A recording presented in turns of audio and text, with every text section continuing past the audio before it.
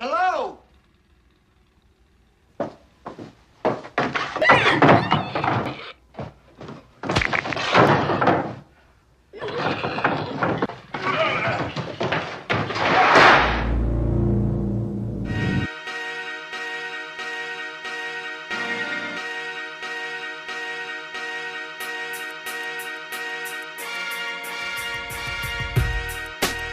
Hey folks, man, this is Monk. We are back with another episode of Classic Cinematics. And join as always with my co-host Bobby Blockbuster. Yo! Yeah, folks, so today we got a special film. We're going to be talking about the classic film of the slasher genre. This is going to be the Texas Chainsaw Massacre from 1974. And it's directed by Tobe Hooper. A group of youngsters come across a family of psychopaths who attack them with a variety of gruesome methods, including a chainsaw. And they try to survive while being pursued by the saw-wielding Leatherface.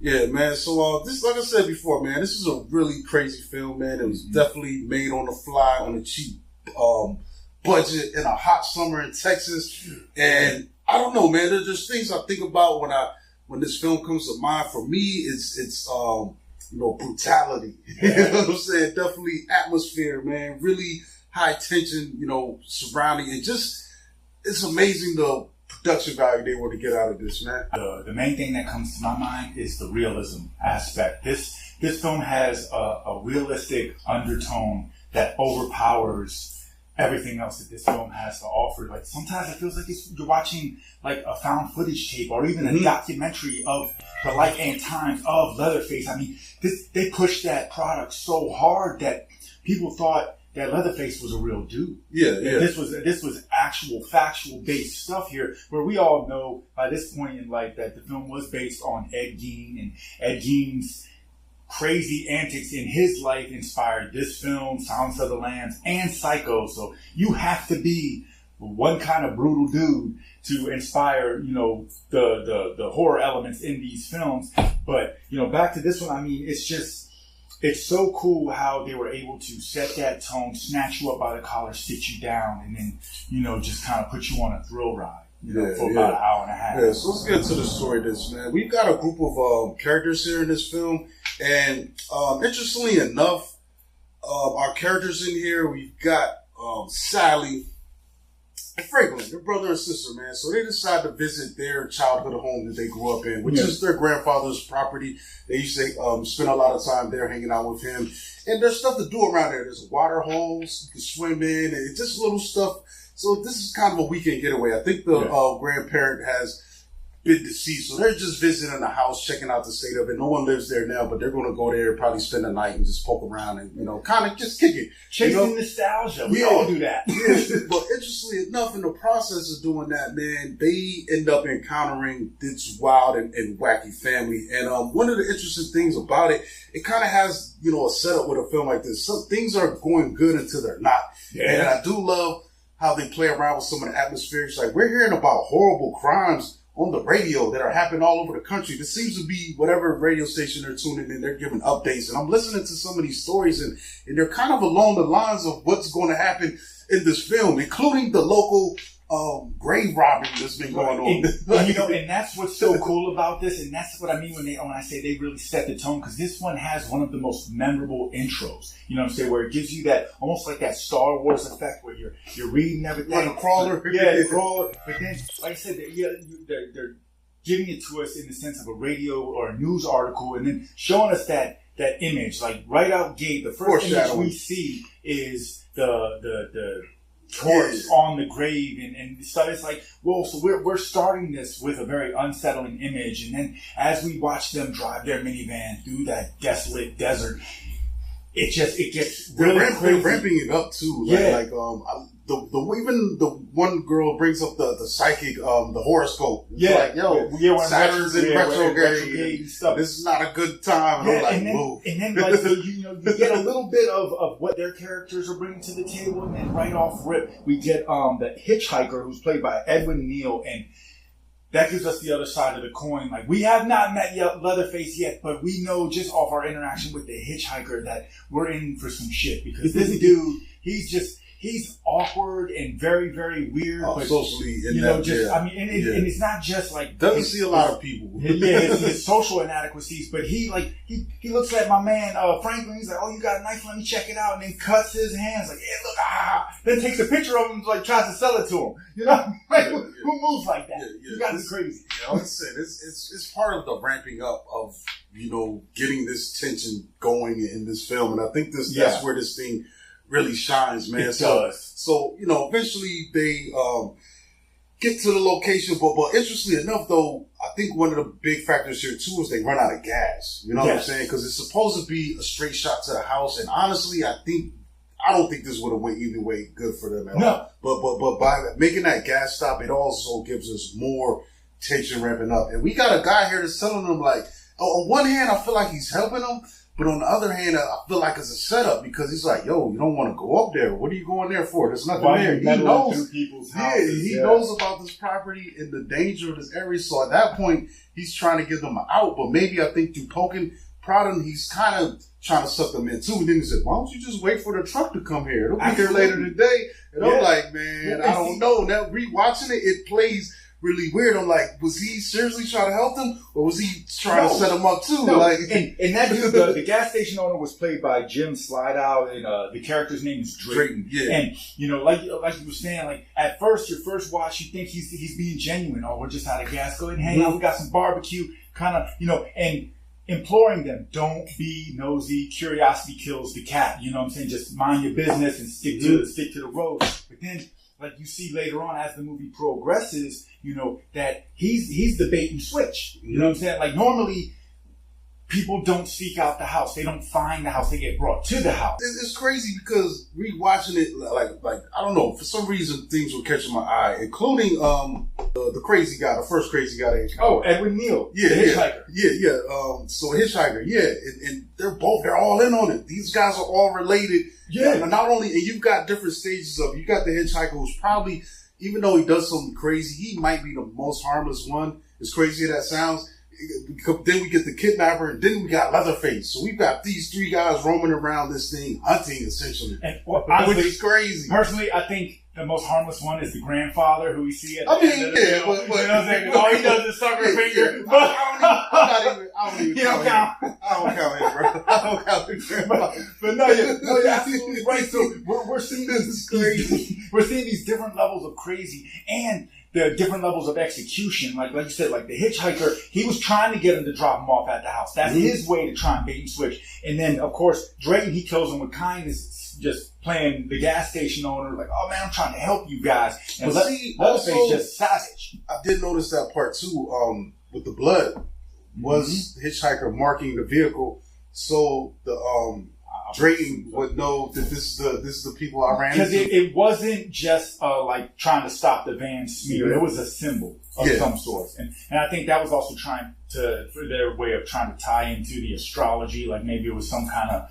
symbol of. I think it was just like this. Like a check mark. Like, this is the target. And like we're go after these guys. Make it possible. Because there's probably people that are stopping there. This seems like this is the only gas station for like crazy miles. And from what I know about Texas, Arcana, this area, it's crazy. It's just big, man. It's like on the map, it doesn't do it justice. Like people describe taking like a whole day to drive through Texas, like that's a big state, bro. Well, and then also, like, I like how they kind of give this little, like, the little family vibe. Like, you got Sally and her brother Franklin, and then of course the friends. They're just along for the ride, and like you can see the significant difference. Whereas, like, as we're getting all this tension building, all this stuff going on, it's sad, but I guess it's part of the timing. Like Franklin.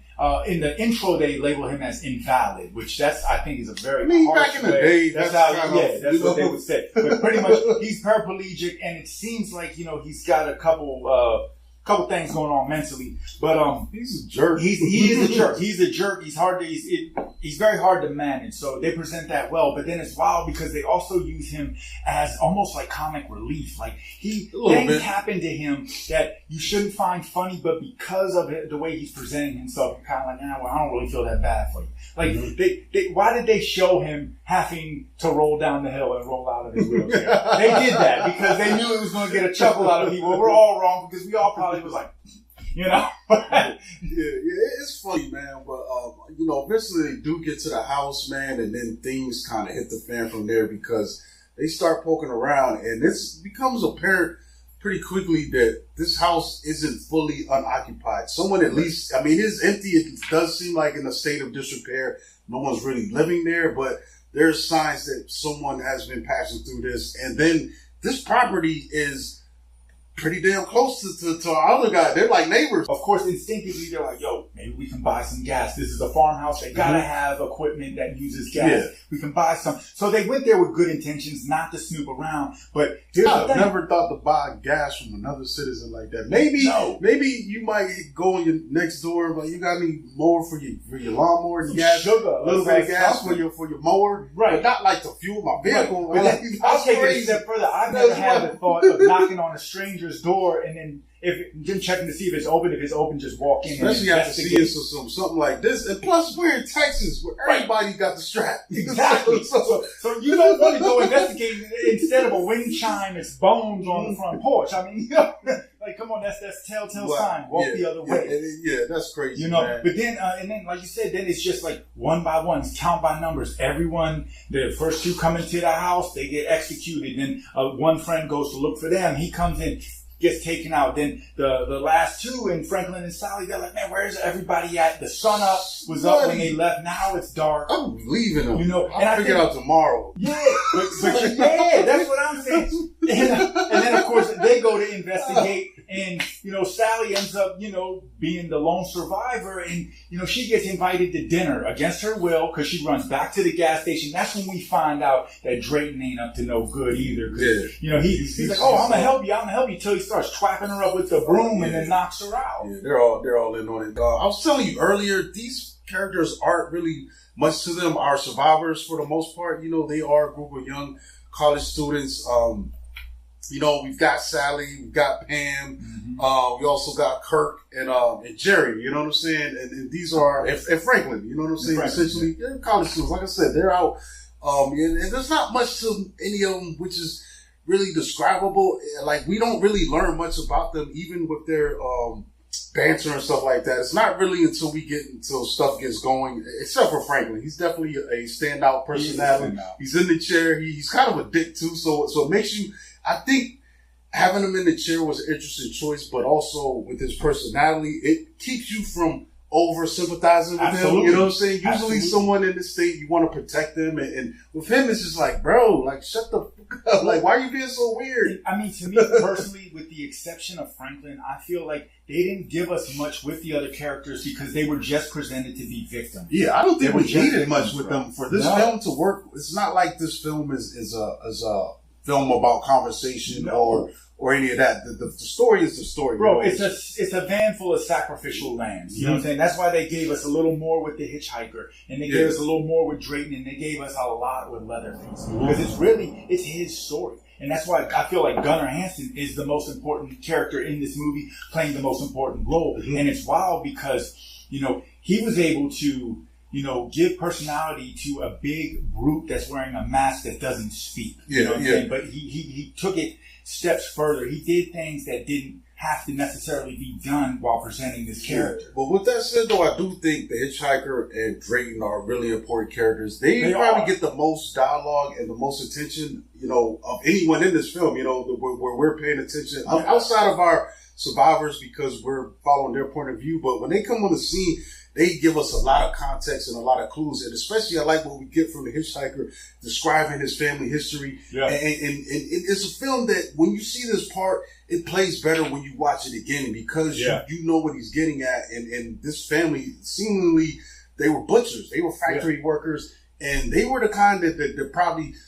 Maybe there was a job that paid a little more, but they like doing this. I get the feeling like, bro, when Franklin get $5 more an hour per road, but I like killing the cows. Franklin was telling them how they evolved from hitting the cows in the back of the head with the hammer to the air push gun. And they said the gun was no good. Yeah, and my man, the hitcher was like, "Nah, the gun ain't no good. It make people lose their jobs." I was like, "Oh man, you can tell who got fired." Yeah, he got fired, and it's crazy because it comes like just from his conversation with Drayton. Yeah. Come to find out, he's the guy that's been doing all these grave robberies and the mutilations. He's like, I told you to stay away from that graveyard. Yeah. and you can tell, and this is crazy how it all links up. So apparently, this family was highly disturbed. Maybe that was a culture that this family developed, this culture of death and butchering. Yeah. And even, I love later on when we get glimpses of the house and you're like, yo, they got full-on furniture with the bones and like the lamps and like, it's crazy.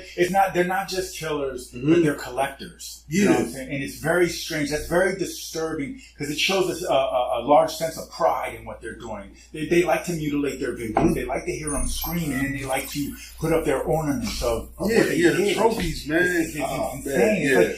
It's the inhumane, it's inhumane. The same people that put up the deer head. It's the same situation just with humans. This movie is crazy because I'm not saying that this couldn't happen, but I'm saying this could happen. Hell yeah, because there's places like this that are remote, man. Super, like I'm talking about, might be 200-mile stretch to the, or I don't think 200 miles, but you know what I'm saying. Maybe 100 miles between the next gas station, your next town. Your neighbor might be miles apart, so who knows what's going on in the margins, bro? With that to the side, and people go missing all the time and never get found. All you need is a stretch of road, some distance between the houses in a wooded area. You got problems that can present themselves depending on who's in them houses and what their intentions are. The only thing that I think is a little different is very rare in history. You know, I watch a lot of true crime on TV, but there's rarely history of a family. Really, like, I don't think there's many examples of that where a family is completely... It's one bad apple. Serial killing. Usually they're loners because they have to be, because someone seeing this would be like, yo, what's going on? But honestly, if we look into I think it's cool just to see that, in the way that, you know, we got Drayton, you know, he's helping round him up. But then later on in other iterations of this, I like how R. Lee Ermey's sheriff, he's in on it. And he kind of comes with the same way. He's warning them, but if they don't seem to take it seriously, he's going to guide you to the slaughter. And also, again, he's showing up as a sheriff, so, you know, that brings people to him, especially in a panic state. So he looks like somebody that's wearing a cape that's going to present themselves as a savior, but that's just worm on the hook, man. He's going to really win. Because then he also uses his position of power to take advantage. It makes me wonder, though, too, if that was just an agreement he ended up making with them. So he doesn't get killed. He was family. That's I watched that one this week, too. Yeah, he was family, bro. There's one part where we talked to him, he was like, Mom, give me more beans. So it's... and it's funny, too, because, like, later on, when Drake looks like he's going to help her at first, and he steps out, and he's got the barbecue cooking, and I'm like, Dad, that's probably human flesh sausage. Yeah, it is. Yes, it is, dog. And he beats it with the broom. And it's always funny that they always try to feed normal people their fucked up diet. They're like, try some of this. And try to sneak it on you. They won't even tell you that what it is. All kinds of crazy shit wrong with that meat. And, and it's got some barbecue inside. You want to wait for this tanker. Sure, exactly. But yo, the tanker did come up. It did come up. I mean, there was truth in his lies. Yeah, no, you're absolutely right. It is wild to sit back and watch, you know, serial killing as a group effort. You know, normally that kind of stuff is individualized. So for them to take that approach, it really just, it comes with a different kind of energy. But even though everybody plays their part, you know, the elephant in the room is Leatherface. You know what I'm saying? He is the most memorable character in this film.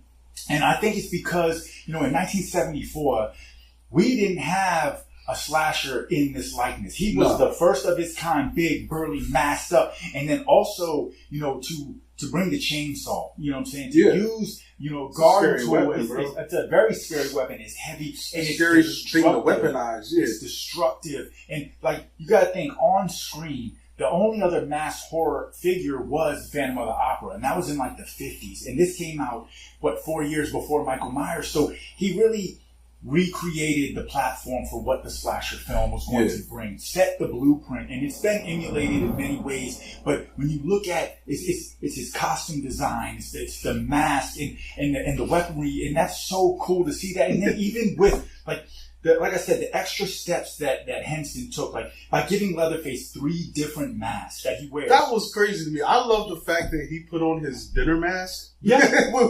with the makeup and the smiley clown. Like, I was like, yo. That was his Pretty Woman mask. So interesting enough, though, if you do get this on DVD, there's a deleted scene that shows him actually applying the makeup, you know what I'm saying, before he comes down to dinner. And I'm like, yo, this is nuts. Well, and it's wild, too, because the mask portrayed his personality, how he's feeling. Like when he's wearing they call it the killer mask, that's when he's in butcher mode. When he's hunting, he's killing, he's throwing you up on the meat hook, he's wearing that mask. He's got his apron on. But then in the other one, when he was helping to create or help make dinner, he was wearing his old woman mask because he felt more domesticated. Yeah. He wanted to help clean the table, help, and then of course it was the Pretty Woman mask, as if he was invited to dinner because they had a dinner guest. You see what I'm saying? Man. So it's wild. It's wild to see them really put that kind of effort and energy. But you also get the idea that he's disfigured and he's also mentally impaired. He doesn't say any words. It's all grunts and of frustration, of rage, or emotions. Like even when he's being playful, kind of luring them in and making noises, it's,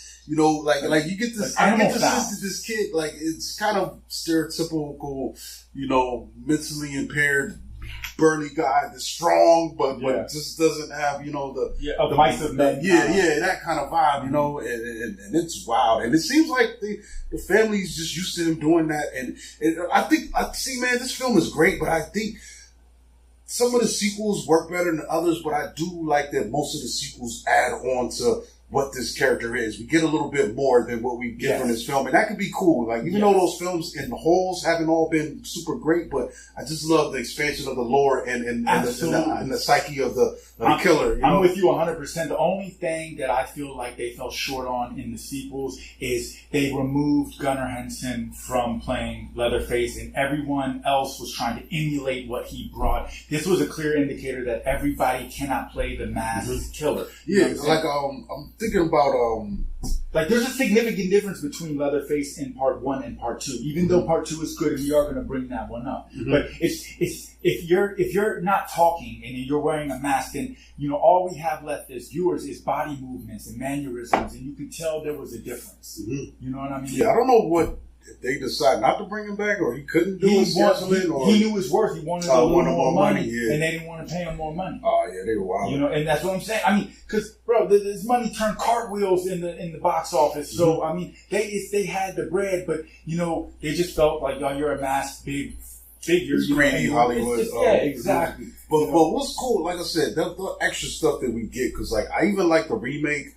When we get that scene, and I forgot the woman's name, but I guess she's playing the newer version of Sally, and she knocks on the trailer door, and it looks like all the wives, the aunties, grandma, they're sitting in the trailer, and she's hiding, and they're like, I mean, you can hang out, but you're going to have to go out there eventually. Yeah. And Leatherface is knocking on the door, and the crazy part about it, they all know about him, and and it's like, get out of here. We told you about it. He listens and he goes there's some kind of way that they know how messed up he is, but they love him still. And he still listens to them. He respects, you know, what they say to him. They're inside the circle, bro. They're inside the circle. Everyone else is on the outside. But it's such a wild circle. Like it's become something when you're watching it. It's like to me, that's the meat of movies like this. Yeah, the attacks and the killing, that could be cool. But I love the story and the myth making. Absolutely. Like all of that stuff pulls together, you know, around this character. And you know what I loved about that scene too was the overwhelming sense of calm. That they know he's not going to mess with them. They're like, oh, why are you messing with that boy? Why are you messing with him? It's like, what? They know he's not going to mess with him. He's chasing me with a chainsaw. I'm not messing with him. He's messing with me. What is wrong with you? But they know that they're safe 100%. They probably play with him at times or drop food off. It's like, I made you some cake, baby. When you are presenting yourself in a state of hysteria and the person you're presenting yourself to is calm, it's like, man, that's frustrating, but that's more scary. It's like, yo, why I'm all messed off and you just calm, like you drinking tea and eating cookies. It's hilarious, bro. That's not cool. It's problematic. For some wild moments, Fuck man. Mixed signals. But like, it's crazy. So to me, man, like they do go hard with the special effects and the makeup. Like, I think the pinnacle scene for me though was that first killing when The one guy in there, Kirk? It might be Kirk, and he's bumbling around, Yeah. and he trips into the room, and all of a sudden you just see Leatherface. It's quiet, it's dead quiet, no sound effects, no eerie music. He lifts it, he just, boom, Kirk is getting up, and you see Leatherface raise up and smack him with that hammer, and it just has the craziest meat impact sound.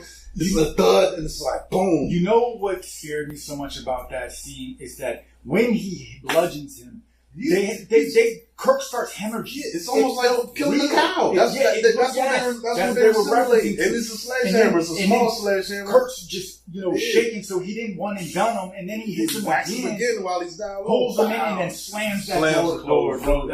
And then it's just that silent moment. But then, this film, I think what it's mastered is implied stuff versus what because what is shown on the screen, I've seen way worse since then. Absolutely. And this film is still highly regarded as being one that's graphic. MA-13, it was banned in Australia until '86.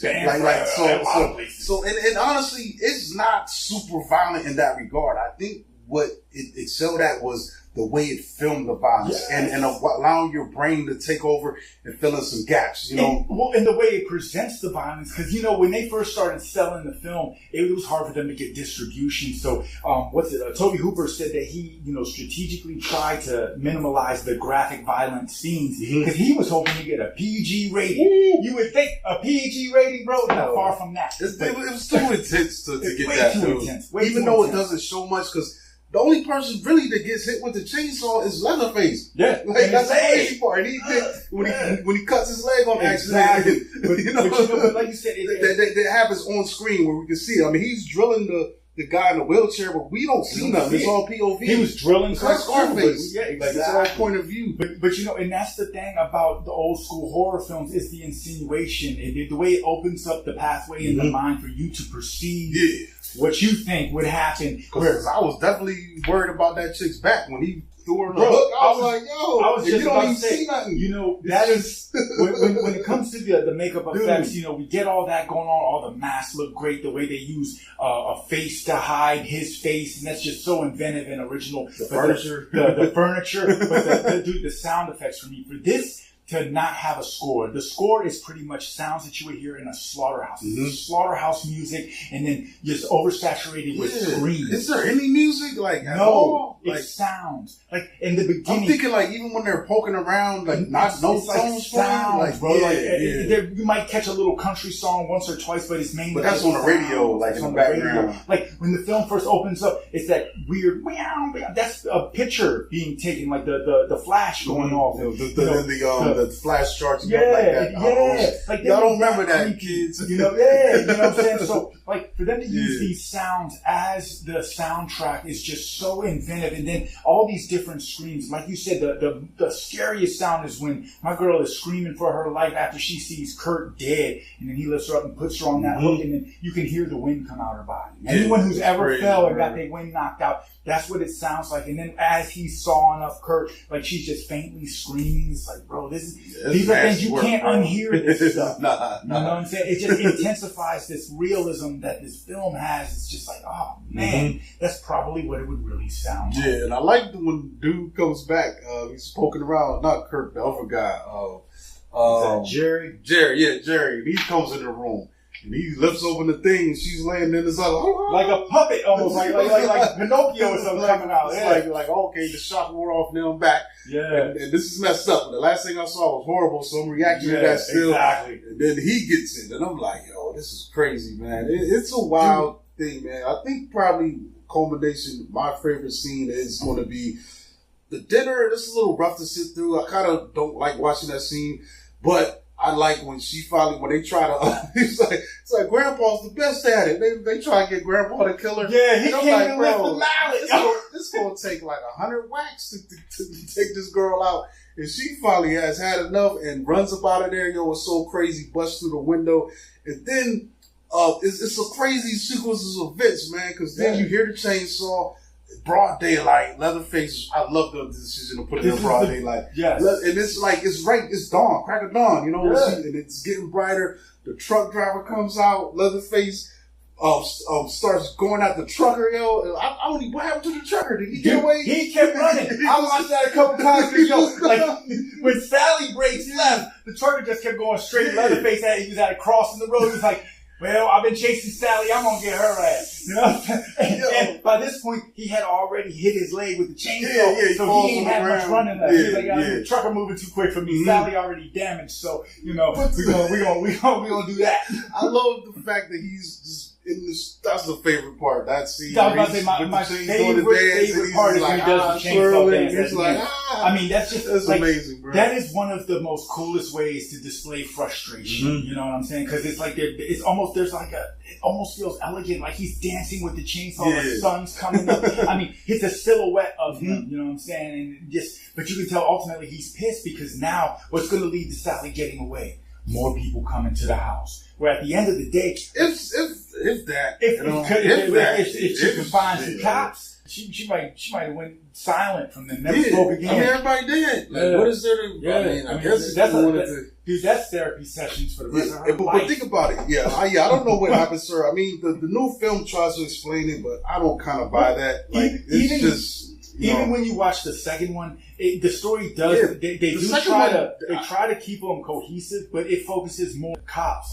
Like Dennis Hopper plays a cop that was supposed to be investigating what happened, the events of all these. And it's kind of funny too, because right after I watched this, the second one started playing because I pulled it up on Pluto. And it seems like he's taking it seriously, but the locals are trying to throw him off. He's like, what do you care for? That was years ago. Like 14 years ago. And another thing I love about this film is the setting. I feel like, it gives us a slice of Texas that none of us want to visit. I don't know if Texas is good or bad. Bro, there's places like this everywhere, man. That's what I'm saying. Like if you're in the wrong part of away from civilization and something happens, bro, there's nothing exactly. To do for you, man. It's all inclusive, It's cool, man. It's one of these little stories, man. And like I said, man, the influence of it and the legacy, I think probably stand out the most to me, man. It's just a film that just everyone's been off of, man. You know what I'm saying? It's the blueprint. It's the blueprint. When it comes to the slasher genre, it set the tone. I mean, for me personally, when it comes to horror icons, my horror icon Mount Rushmore would be Leatherface, Freddy Krueger, Michael Myers, Chucky, because they all brought something different and unique into the slasher genre. But Leatherface was the anchor. He's the cornerstone. He set the tone. And then, like you said, all of the reboots and the video games, the comic books, the sequels that just expand the lore and give us more and more. And, because this is so creative, the story is just so cast such a wide net. Leatherface isn't just the focus. You also expand on the family. Like, remember, it was Texas Chainsaw, the new generation. Leatherface wasn't in that. Matthew McConaughey was in that with a robotic leg, and so even though that one wasn't, critically renowned or highly received, I mean, it just shows that they cast a lot of different, ways to bring back to this story and really, make it make sense for what they present to us with this lore. You know what I mean? Yeah, man. Yeah, they did a great job putting this thing together, man. And also, they did it on a basement budget, bro. It was between $80,000 and $140,000 budget. They box office over $30.9 million. Yeah, it's pretty much got made for nothing compared to what the return. Right. This probably has, on record as one of the most profitable films ever made, considering the cost, factor into it. Especially when in the horror genre, this one runs parallel with Night of the Living Dead or Last House on the Left. Because both of those films as well, basement budget, and they were able to maximize gains and become pillars in the horror genre. Yeah, I think we could wrap this one up, man. Like, this really was a fun rewatch, man. Only my complaint, I usually keep the volume down toward the end because that screaming gets crazy. It's just a lot. Not to have no sympathy for the victims, but like, woof. But it's a lot. It's a lot. I understand why she's screaming too, though. Yeah, absolutely. Yeah. Running for her life, but still, it's a lot of screaming. It's like 20 minutes straight. What's really sadistic about it is it's screaming or laughing. Because the family members laughing at her. They're laughing at her. That's cool. Going on. If you got next door neighbors, they're like, what is really going on next door? You know what I'm saying? Yeah, it's wild, man. But this is definitely one I recommend, man. Highly recommend. Definitely a classic, man. Definitely earned his pedigree. And I don't know if it's earned its scary reputation. 'Cause like I said, man, I think there's films out here as far as depicting the violence that actually take it there, compared to this. But I think this excels. It shows you sometimes how you can still get that sense that things are out of control by the way you film it and put it together. And this thing is a master class of filmmaking and all those aspects that matter, 100% agree with you. The rewatchability is there. I thoroughly enjoyed my rewatches this week. And just knowing what they had to work with and what they were able to get out of it. That's that's beautiful in and of itself, and this is also a film that could inspire, up and coming filmmakers to don't hyperfixate on the budget or the backing. Just present your product with confidence and just see what happens. Yeah. Well, I think that's it, folks. We're going to be out of here. Catch us next time on Classic Cinematics. This is Monk. You can catch me at Monkey Blood on Twitter and Instagram. Follow us. Like the channel, subscribe to it, tell your friends about us, man. We also on Classics of Cinematics on Instagram and Classics of Cinematics on TikTok. You know what I'm saying? Make sure you check out those and support us there as well. And contrary to popular beliefs, we are not breaking up, man. Things be happening. We still record every week. Y'all don't know. We got like 8 episodes in the can that we haven't even put out yet. So if we gonna blame me, yo. I'm taking my time getting the editing done, but this is a busy season for my work this time of year, and I've been busy, man. But we still here, folks. We're coming. It's coming. It's coming. When the floodgates open up, get a boat. Just bear with us, man. That's it. And as always, this Bobby Blockbuster. You can catch me on the next show, but you can't catch me in Texas. Nah, I don't need, man. Nah, good. Good on that, Chief.